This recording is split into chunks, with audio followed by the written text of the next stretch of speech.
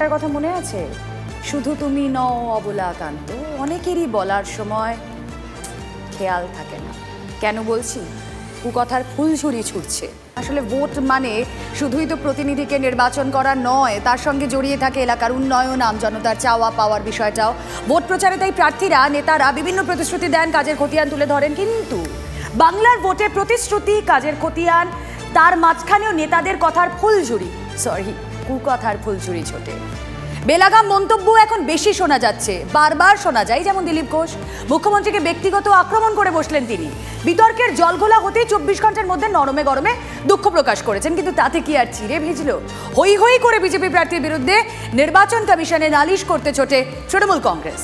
আর সেখানেই আবারও বেলাগাম মন্তব্য, মুখ খুলতেই কুণাল ঘোষের কুকথা।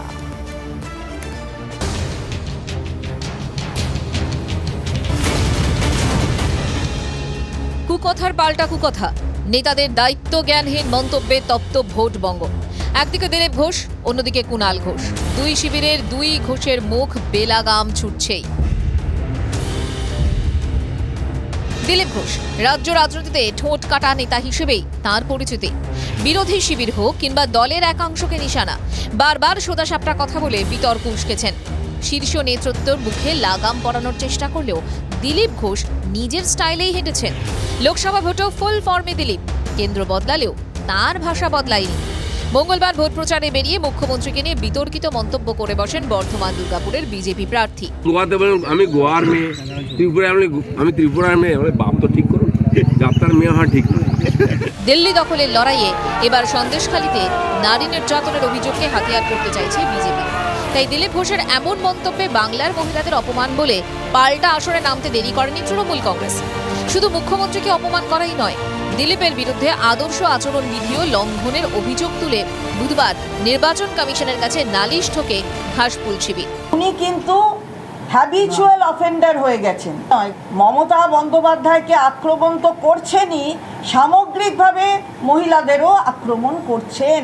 স্টেপ নিতে হবে, পানিশমেন্ট, একটা স্ট্রং স্টেপ নিতে হবে। তৃণমূলের দাবি শুধু কৈফিয়ত চাওয়াই নয়, দিলীপ ঘোষের বিরুদ্ধে কড়া পদক্ষেপ করতে হবে। কিন্তু যাকে কেন্দ্র করে এত বিতর্ক, সেই দিলীপ ঘোষ বুধবার সকালে তার মন্তব্যের জন্য দুঃখ প্রকাশ করেন। প্রশ্ন হচ্ছে, আমার ভাষা শব্দ প্রয়োগ নিয়ে বহু লোকের আপত্তি আছে, আমার পার্টিও বলেছে, অন্যরাও বলেছেন যে অসংসদীয়। যদি তাই হয় আমি তার জন্য দুঃখিত। এখানেই থেমে থাকেননি দিলীপ ঘোষ, আরও এক ধাপে গিয়ে তার প্রশ্ন ছিল, তারই পার্টির এক নেতা, তারই পরিবারের এক নেতা, সে কাঁথিতে দাঁড়িয়ে গিয়ে আমার বিধায়ক দলের নেতার নামে, তার বাবার নামে এর চেয়েও খারাপ খারাপ শব্দ বেরোলো, গালাগালি দেবে। কেন আমার বিধায়ক দলের নেতার কি মান সম্মান নেই? তার বাপ তুলে কথা বলবে? সকালে প্রশ্ন ছুড়েছিলেন দিলীপ, দুপুরে জবাব দিলেন কুণাল ঘোষ, সেখানেও বিতর্ক। উনি কি শুভেন্দুর বাবার কথা বলছেন? আমি আবার শুভেন্দুর বাবা তুলছি, শুভেন্দুর বাবা তুললাম, যা করার আছে করে নিন। কারণ শুভেন্দুর বাবা শুধু শুভেন্দুর বাবা নন, তিনি একজন রাজনৈতিক নেতা এবং এমন নেতা যিনি বিশ্বাসঘাতকতা করেছেন দলের সঙ্গে। সব মিলিয়ে কুকথার পাল্টা সেই কুকথা।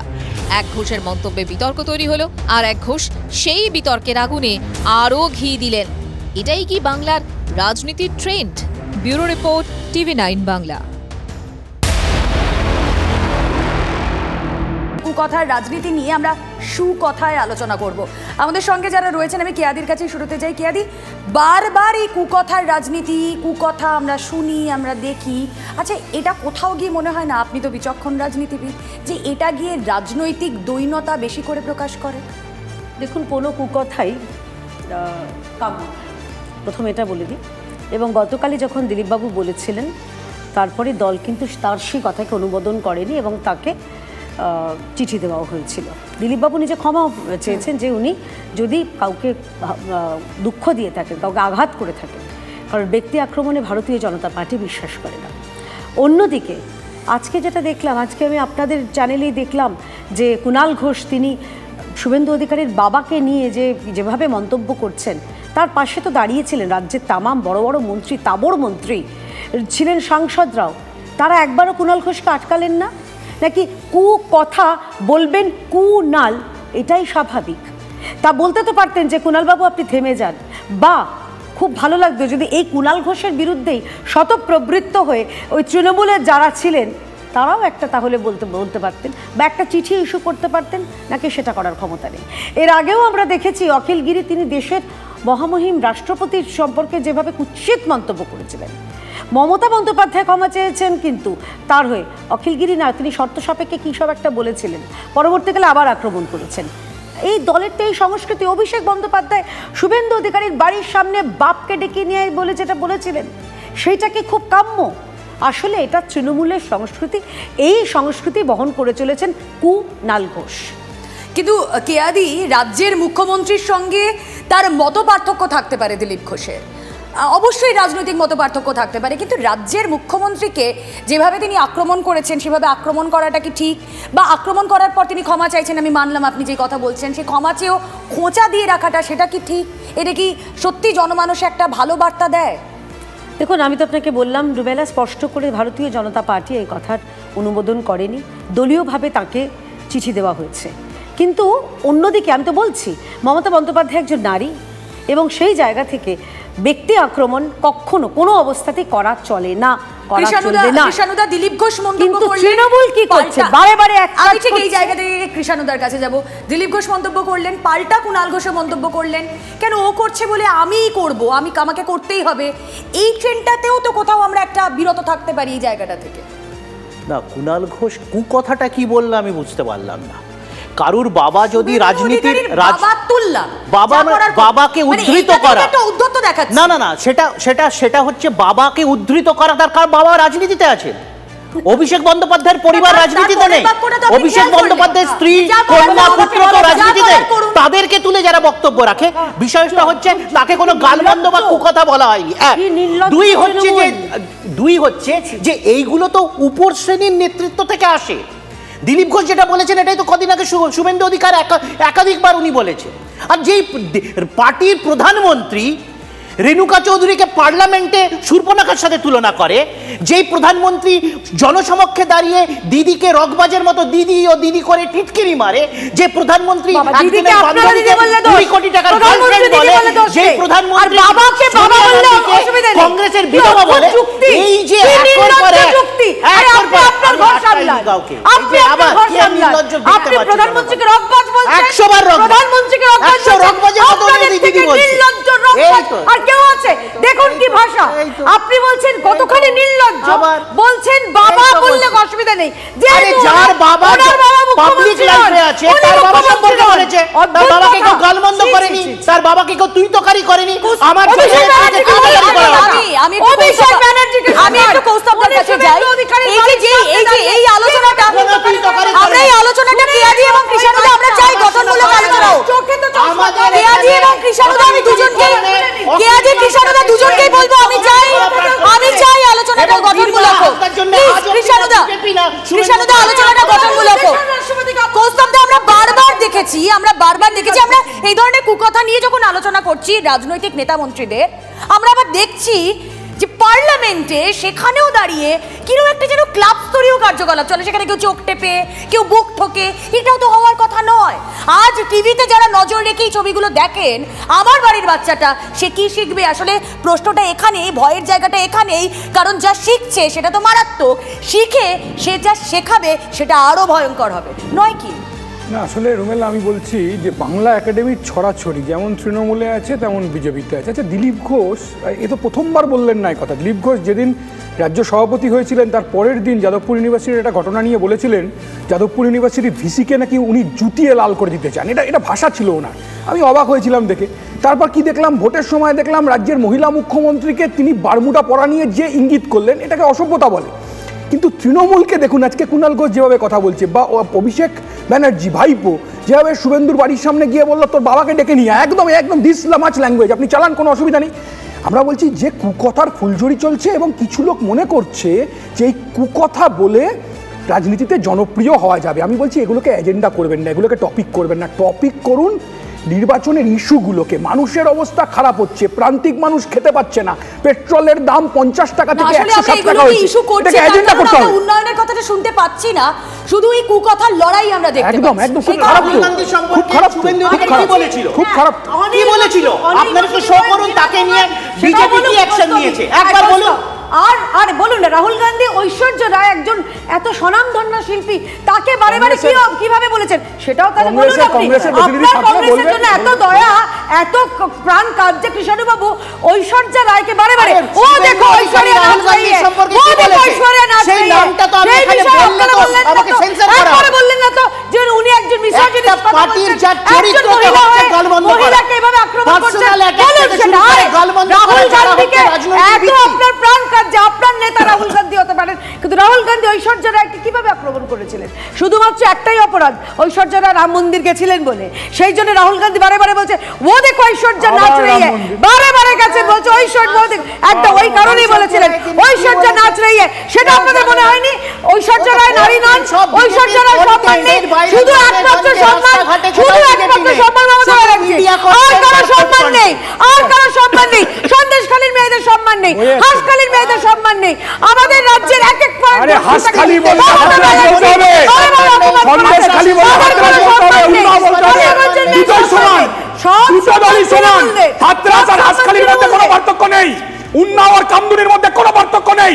ইলেকট্রাল বন্ডের দুটো সরকারি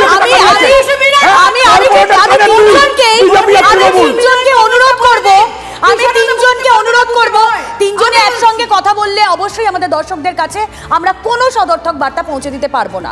এক এক করে আমি সকলের কাছে যাই। এই যে কুকথা, আমরা যে গ্রাফিক্যাল প্রেজেন্টেশন দেখাচ্ছি, আমি পিসিআরকে বলবো দেখাতে, এক এক করে সে যেই দলেরই হোক না কেন, এই রাজনীতিতে থাকতে গেলে কুকথা ট্র্যাডিশন কি মেনটেন করতে হবে? এটা কি আমরা ধরেই নিয়েছি কোথাও গিয়ে কেয়াদি, নাকি এটাই একটা প্রচারের হাতিয়ার? এটাই কোথাও গিয়ে একটা কুকথা বললাম, কিছু মানুষকে উগ্র করে দিলাম, কিছু মানুষকে উত্তপ্ত করে দিলাম, তা থেকে আমি ডিভিডেন্ড পাবো, এটা কি হয়? দেখুন, এই সংস্কৃতি শুরু করেছে তৃণমূল কংগ্রেস, আগে বামেরা করেছে। কৌস্তব এত কথা বলছেন, বিনয় কুমার, অনিল বসুর কথাটাও একসঙ্গে বলে দিন, বলি না, খারাপ লাগছে শুনতে, জানি ভাই। মমতা বন্দ্যোপাধ্যায় বারে বারে মানুষকে উস্কেছেন, এই 21-এর ভোটের আগে তিনি মানুষকে উস্কেছিলেন কেন্দ্র বাহিনীর বিরুদ্ধে, এই কিছুদিন আগে আবার উস্কেছিলেন, তার ফল হলো সন্দেশখালীর মেয়েরা বেরিয়ে পড়েছিল ঝাঁটা লাঠি। এক এক করে আমি আপনার কাছে আসবো, প্লিজ আমি আপনার কাছে আসবো, বলুন কেয়াদি। হয়ে গেছে তো না, বলুন, আমি তো বলছি ইন্ডি জোটটা অন্তত অন্য কোথাও নেই, স্টুডিওতে আছে, এটা বোঝা যায়। আমার স্পষ্ট প্লিজ এক এক করে আমাদের সংক্ষিপ্ত আমি অনুরোধ করছি, প্লিজ অন্য কোথাও চান্স পাবেন না, একটু চান্স দেন, আমার টাইমটা ওনাকে দিয়ে দিন ভাই, অন্য কোথাও সায়রার কাছে তো গোল খেয়েছো, আবার কি বলছো?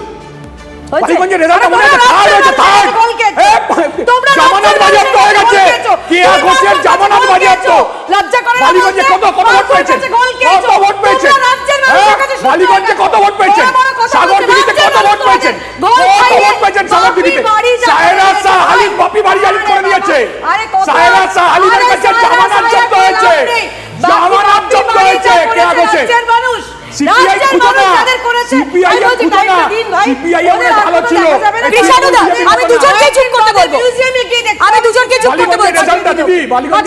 প্লিজ আমার কৃষ্ণদা আমাকে বলার প্লিজ কেয়াদি। এটাই বলছি যে এটা প্রথম শুরু হয় তো কি, উপর দিকে নেতারা আমার বক্তব্য হচ্ছে প্রথম নিচের দিকে ব্যক্তি আক্রমণ চ্যানেলে বসে হচ্ছে, কিন্তু সেই ট্র্যাডিশনটা আমি কেন মেইনটেইন করব? আমি তো বিরোধী দেখতে পারতাম, আমি তো শুন ব্যানার্জি বলছি, আমি তো একটা ডিফারেন্ট অবস্থান নিতে পারতাম কৃষ্ণদা। আমি তো এটা ব্যক্তিগতভাবে আমি বিশ্বাস করি যে রাজনীতিতে ব্যক্তি আক্রমণ, কুকথা, গালমন্দ করা এগুলো কখনো রাজনীতির উপাদান হতে পারে না। রাজনীতিতে ইস্যু হবে, মানুষের কথা হবে। আবার কথা বলছে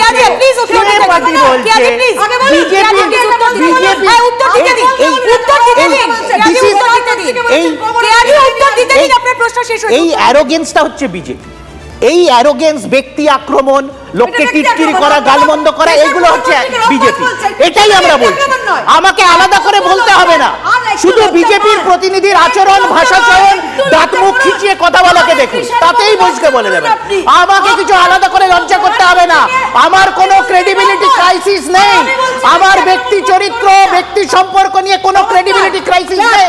যাদের আছে তারা বলবে, যারা যাদের আছে তারা বলবে, আমাকে কাউকে ব্যক্তি আক্রমণ করতে হয় না, দাঁত মুখ খিচিয়ে দাঁত বার করে নখ বার করে কথা বলতে হয় না, কারুর ভাষার কথার মধ্যে কথা বলতে হয় না। আমি এটাই বলছি, বিজেপির প্রতিনিধিদের দেখুন, তাহলেই বুঝবেন পার্টিটা কি। আমি আবার বলছি, বিজেপির প্রতিনিধিদের দেখুন, প্রত্যেক চ্যানেলে দেখুন, বিজেপির প্রতিনিধিদের ভাষা চয়ন দেখুন। আমাদের এই আলোচনা এখানে শেষ করতে হচ্ছে। কৌস্তবদা, কৃষ্ণদা এবং কেয়াদিকে অসংখ্য ধন্যবাদ। দ্য পয়েন্ট ইজ, এই যে আমরা কুকথার রাজনীতি নিয়ে আলোচনা করছি, তাতে আমি বারবার মনে করছি আমার তো কোনো ক্ষতি হচ্ছে না, আমার তো সত্যিই কোনো ক্ষতি হচ্ছে না। এই যে আমার সর্বস্ব চিন্তাটাকে যদি আমি সরিয়ে রাখতে না পারি, তাহলে দেখবেন এই কুকথা আগামীকাল হয়তো আপনার বাড়িতে দরজায় গিয়ে করা লাগছে। আপাতত এখানেই শেষ করছি। বাংলা যা ভাবে আপনারাও ভাবুন।